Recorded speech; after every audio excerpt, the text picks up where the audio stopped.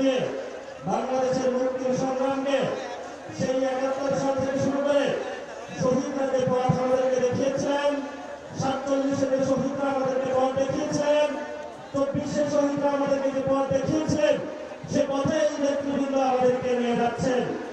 আপনারা জানেন গত ১২ ফেব্রুয়ারি যে নির্বাচন হয়েছিল, আল্লামা মামুনুল হককে তারা ভয় পায় বলেই পার্লামেন্টে ঢুকতে দেয় না। আল্লামা মামুনুল হক পার্লামেন্ট থেকে রাজপথে আরো শক্তিশালী হবে ইনশাআল্লাহ। আমরা এক আল্লাহ ছাড়া কাউকে ভয় পাই না। আমিও মাদ্রাসা পড়াশোনা করছি, নারায়ণ তাকবীরের একটা স্লোগান দিয়ে ইনশাআল্লাহ বক্তব্য শেষ করব।